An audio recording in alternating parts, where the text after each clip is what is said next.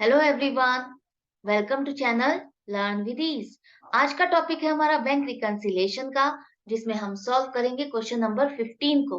और इस क्वेश्चन में आप सीखोगे, अगर आपकी पासबुक का बैलेंस आ रहा है और वो भी अनफेवरेबल, उसके साथ आप अपनी बैंक कैश बुक को कैसे मैच करोगे और वो बैंक रिकंसिलिएशन स्टेटमेंट कैसे बनाओगे। तो ये क्वेश्चन है आपका चैप्टर नंबर 15 डीके गोयल की बुक से। तो शुरू करते हैं आज का लेसन। यहाँ पर आपको बैंक रिकंसिलिएशन स्टेटमेंट बनानी है 31 दिसंबर 2014 को, मतलब कि ये वो डेट है जहां तक आपको अपनी पासबुक की ट्रांजैक्शन को मैच करना है कैश बुक की ट्रांजैक्शन से। अब यहाँ पर आपको दिया गया है एक ही पासबुक में जो बैलेंस आ रहा है वो ओवरड्राफ्ट है 20,000 रुपए 31 दिसंबर को। और जब आपने मैच किया कैश बुक को और पासबुक को, तो जो दोनों के बुक्स में डिफरेंस आ रहा है बैंक के बैलेंस का, वो किस कारण से आ रहा है, वो ये सारे कारण है, ये सारे रीजन है जिसकी वजह से डिफरेंस आ रहा है। अब आपको इन रीजंस को, इनके इफेक्ट को सॉर्ट आउट करना है और बैंक रिकंसिलिएशन स्टेटमेंट बनानी है। किस तरह से बनाओगे? सबसे पहले ऊपर आप लिखोगे डेट, जिस डेट को आप बैंक रिकंसिलिएशन स्टेटमेंट बना रहे हो, मतलब कि 31 दिसंबर 2014। अब आपके पास है पासबुक का बैलेंस, वो भी ओवरड्राफ्ट है। ओवरड्राफ्ट बैंक का मतलब है डेबिट बैलेंस, तो debit balance as per passbook लिखोगे। और इसका मतलब है ये है आपका unfavourable balance. Unfavourable balance already negative है, इसलिए आप माइनस के कॉलम में लिखोगे 20,000 रुपए।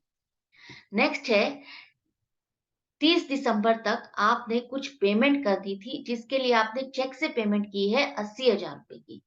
आपने जैसे ही चेक काटे, आपने अपनी कैश बुक में पोस्टिंग कर दी, 80,000 रुपए से बैलेंस को कम कर दिया। अब जब ये पासबुक में आपने देखा, तो वहां बैंक के पास सिर्फ और सिर्फ 15,000 रुपए के चेक ही पहुंचे हैं पेमेंट के लिए। मतलब कि वहां से सिर्फ और सिर्फ आपकी 15,000 रुपए की पेमेंट हुई है, उसका बैलेंस पासबुक में सिर्फ और सिर्फ 15,000 रुपए से कम हुआ है।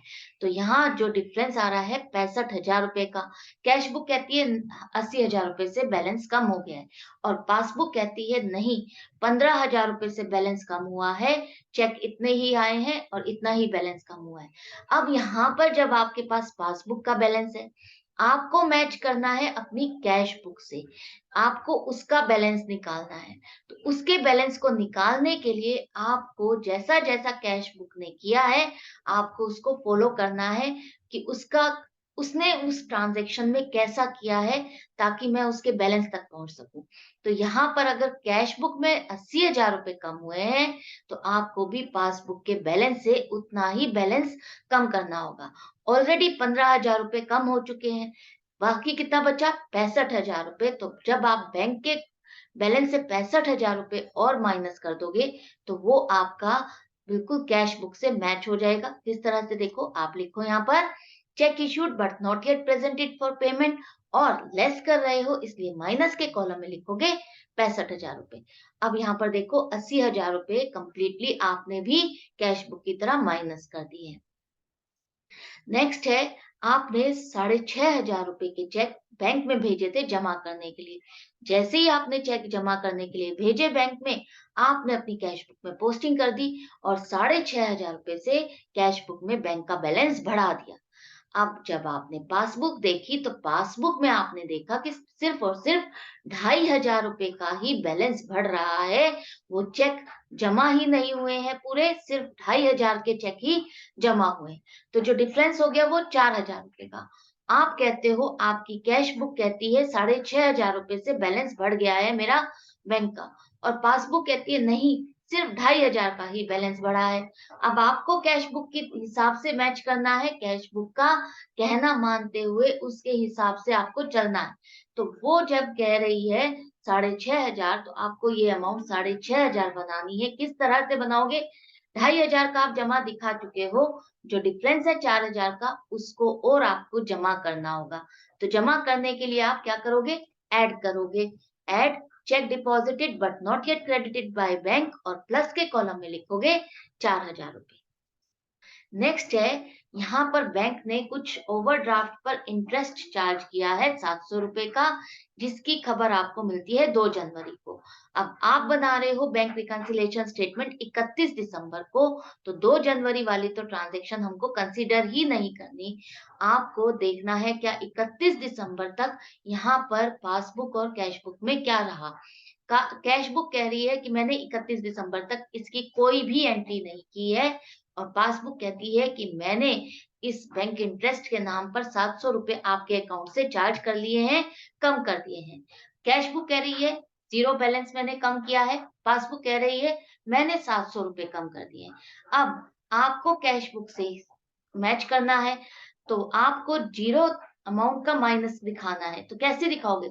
जो 700 रुपए माइनस कर चुके हो, अगर आप उसको ऐड कर दोगे तो आप वापस उस जीरो वाले अमाउंट पर आ जाओगे। तो यहाँ पर हम ऐड करेंगे bank interest not yet recorded in the cash book, और यहाँ लिखोगे 700 रुपए। आई होप ये ट्रांजेक्शन समझ में आ गई होगी। नहीं आई है तो एक बार और सुनो। आपने ये जो इंटरेस्ट है वो अपने कैश बुक में पोस्ट नहीं किया है, बैंक का बैलेंस आपने कम नहीं किया, लेकिन पासबुक में 700 रुपए कम हो चुके हैं।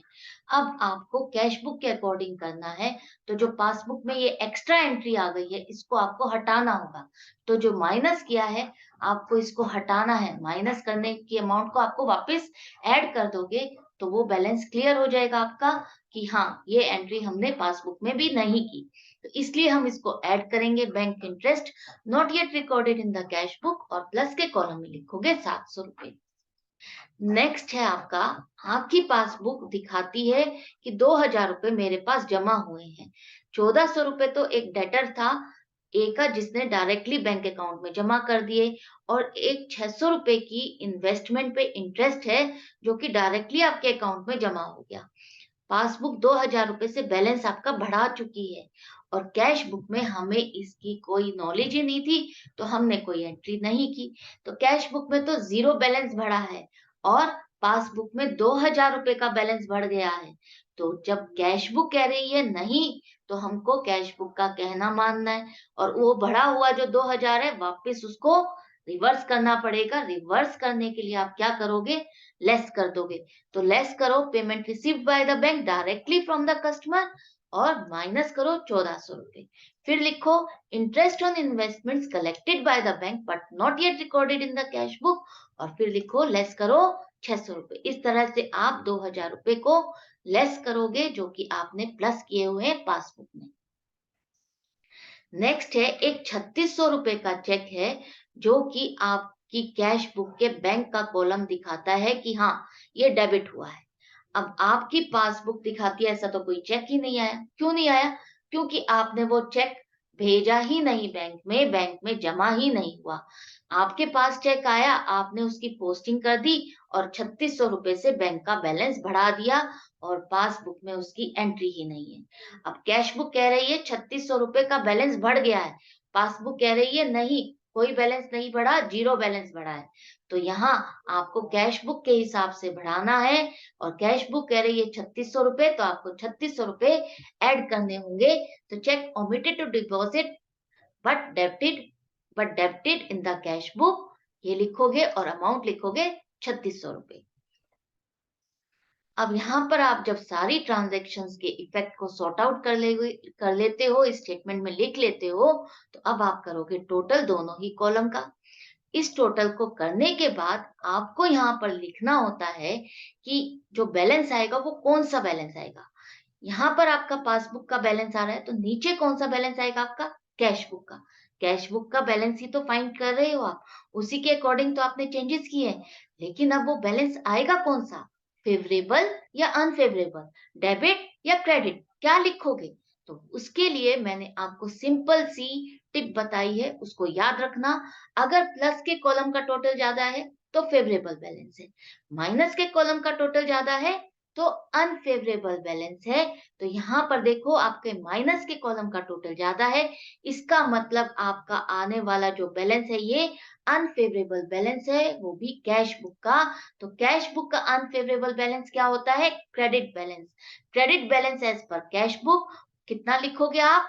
जो डिफरेंस है 78,700 रुपए, उसे आप यहाँ लिखोगे। अब आपकी कैश बुक के साथ इस पासबुक का बैलेंस आप मैच कर लेते हो, तो यहाँ पर आपकी बैंक रिकंसिलिएशन स्टेटमेंट करेक्ट होती है, बिल्कुल बिल्कुल परफेक्ट होती है। आई होप ये क्वेश्चन आपको अच्छा लगा होगा, समझ में भी आ गया होगा। अब आपको ये चैप्टर बहुत इजी लगने लगा होगा, कोई डाउट नहीं रहा होगा। बहुत इजी जो डर था वो भी निकल गया होगा कि हाँ बीआरएस से क्वेश्चन डिफिकल्ट होगा, नहीं, अब ये चैप्टर भी आपके लिए इजी हो गया है। तो मैं मिलूंगी आपसे नेक्स्ट वीडियो में नेक्स्ट क्वेश्चन के साथ, लेकिन आप मुझसे मिलते रहना, मेरी वीडियोस को देखते रहना, सीखते रहना, और चैनल पे नए हो तो सब्सक्राइब कर दो, लाइक करो और शेयर करो अपने फ्रेंड्स के साथ। अगर आप मुझसे ऑनलाइन क्लास चाहते हो तो व्हाट्सएप कर सकते हो 9212666015 पर। Goodbye and take care.